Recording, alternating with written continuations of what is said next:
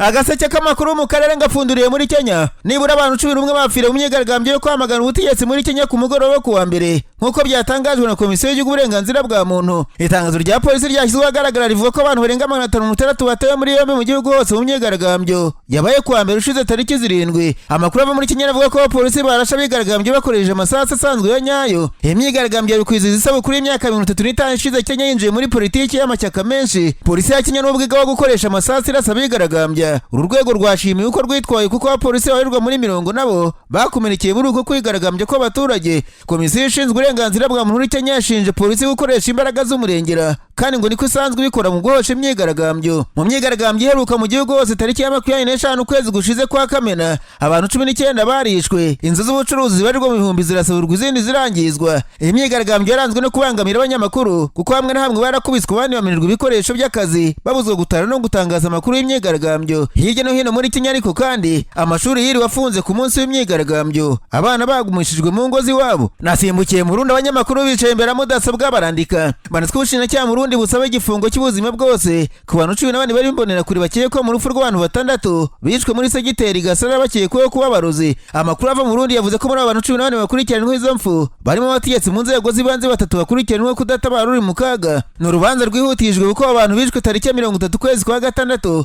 ubwo abari mu rubyiruko rw'imbonera kuri babiciraga bukwa rubanda bagamije gutanga ubutumwa ku bantu bose bakekwaho kuroga. Mu bantu 21 bakurikiranweho ubugome bamwe bavuga ko batagezeho ubwicanyi bwabereye, abandi bagaragaza ko babyumvise nyuma y'uko byari byamaze kuba, ariko amashusho yakoreshejwe mu rukiko yerekana ko bamwe n'ubwo bahakana bagize uruhare muri ubwo bwicanyi ndengakamere. Imiryango y'abishwe yavuze ko yishimira ko ubutabera butanzwe Karere ariko ikagaragaza ko itizeye ko urubanza ruri busomwe nta kubugama kubayeho kuko bashinjwa ubu bwicanyi benshi ari imbonera kure. Urubyiruko rushamikiye ku ishyaka David riri ku butegetsi mu Burundi hari imiryango itegamiye kuri leta yatangiye kuvuga ko abantu bashobora kuza gukatirwa bya nyine ureshwa bagahita barekurwa nk'uko bikunze kugenda ku zindi mbonera kure zahamijwe ibyaha kuko bakubwira ko afungiye ahangaha nyamara koherezwa mu kazi mu bindi bice by'igihugu. Hagati ariko kandi abantu bari bamaze gupfa bazize indwara itaramenyekana muri komine Makamba mu Burundi iherutse kwinjizwa mu ntara nshya y'Burunga mu majyepfo y'u Burundi. Mu gihe bashinzwe ubuzima bavuga ko ngo hari gukorwa iperereza ku nkomoko y'iyo ndwara, impungenge zikomeje kwiyongera mu midugudu ihana imbibi na Tanzania. Abapfuye ba mbere bavuzwe mu duce twa Murambi, Nyakazi na Bukeye duherereye ku mupaka wa Tanzania. Abaturage batekereza ko iyo ndwara yavuye mu gihugu cy'abaturanyi nk'uko inkuru ya SOS Media ibivuga. Umuturage witwa Bukeye ufite impungenge ati dufite ubwoba tubwirwa ko yaturutse muri Tanzania ko ntituzi neza iyo ariyo. Abandi bagaragaza ibimenyetso biteye ubwoba biri mu mubiri utunguranye, kuruka, kubabara mu nda, umunaniro ukabije no guhumeka nabi. Ibi bimenyetso bidasanzwe mu byateye ubwoba abaturage. Umwe mu bategetsi mu nzego z'ibanze yavuze ko abaturage bahangayitse kubera ko batazi inkomoko y'iyo ndwara.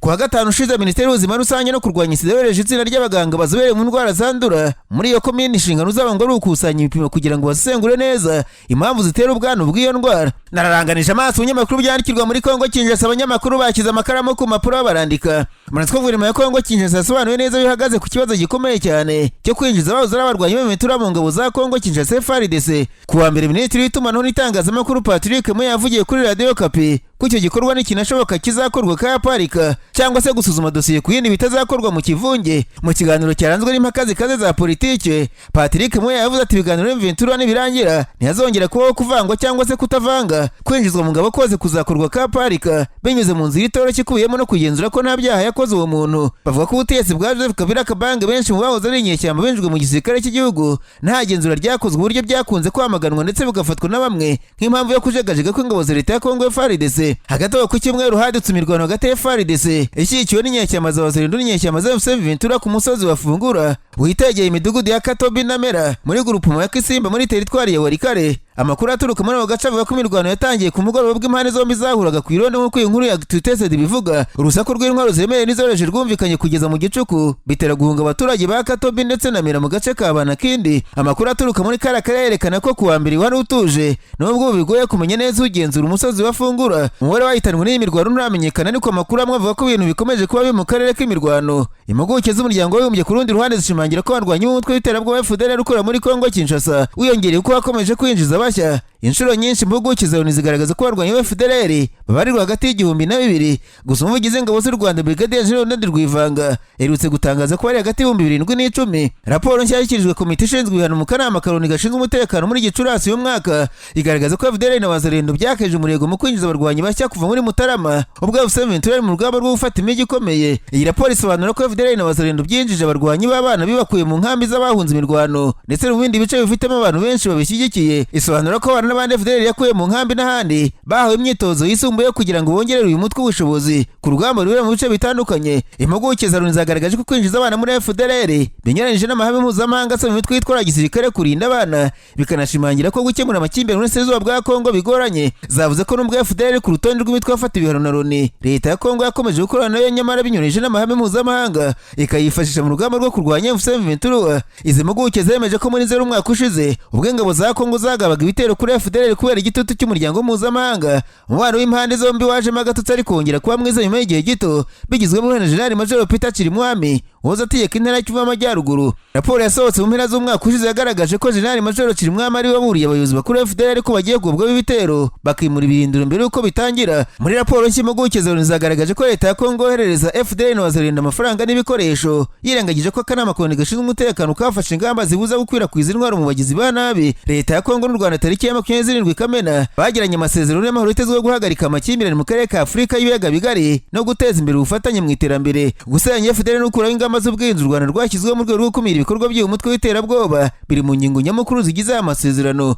Abasesenguzi bagaragaza ko gutandukanya ingabo za Kongo na FDLR bishobora kuzagorana uko byamaze kwivanga. Hagati aho u Rwanda rwashinje Kongo kinjaza kubangamira inzira y'amahoro zigamije guhura amahoro mu karere nyuma yo kwitabaza abacansho mu mutwe witwara gisirikare muri Amerika wa Baguye. Minisitiri w'Ububanyi n'Amahanga mu Rwanda Mzee Rivende Uwungire yemeje ko Kinshasa yakiriye abacanshuro ubwo ari Dallas muri Texas muri Amerika ahaberaga igikorwa cyo guhuza abanyarwanda kizwe nka Rwanda Convention 2025. Yabwiye abanyarwanda bo muri Amerika ati mu gihe twarimo kuganira Washington ndetse yemwe no mu Rwanda ku rubuga ibikorwa bya gisirikare byari bikomeje aho hoherejwe intwaro nshya, drone nshya n'ibitero za burende nshya ndetse n'abacanshuro bacya. Yarakomeje ati muribuka abacanshuro b'Abanyarumaniya boherejwe bo baciye i Kigali kuri ubu abacanshuro b'Abanyakolombiya bakodeshejwe na sosiyete muri Amerika ya Baguye. Iki ni ikintu tugomba gukomeza gukurikirana. Amakuru ava ku mpera z'icyumweru gishize aribwo Kongo Kinshasa yakiriwe abacanshuro mbere yo kohereza umujyi wa Uvira kuri ubuteraniyemo ingabo nyinshi zo ku ruhande rwa leta. Kuri ubu hari ubwoba bwinshi bw'uko imirwano ikomeye ishobora kongera kubura hagati ya Kinshasa na M23 nyuma y'uko uyu mutwe ushinja leta kurunda ingabo nyinshi hafi y'ibirindiro byabo.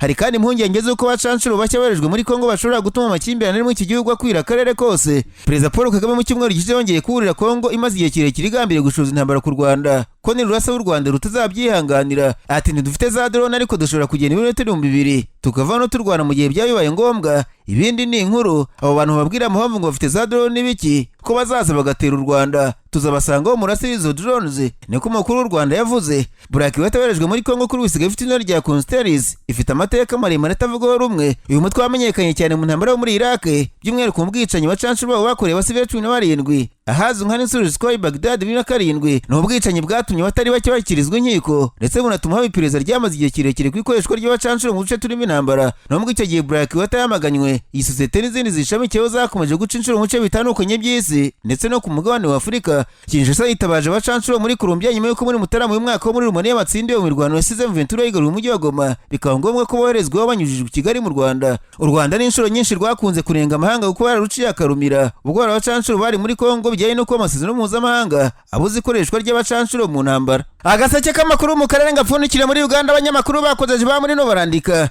banditswe Perezida Museveni yongeye gushishikariza impunzi z'Abanyarwanda zishaka kubwira igihugu bwa Uganda azimenyesha ko itegeko ririho ritabibemerera. Ni igisubizo umutegetsi mukuru muri Uganda yatanze ku wa mbere ubwo yasobanuraga imiterere y'ikibazo cy'Abanyarwanda bo muri Uganda bamaze imyaka myinshi basaba ibyangombwa. Museveni yasobanuye ko yahisemo kwinjira muri icyo kibazo kuko kudaha abantu ibyangombwa bimaze kumurakaza cyane ko cyakabaye cyarakemutse hashingiye ku makuru atangwa n'abayobozi bo mu nzego z'ibanze.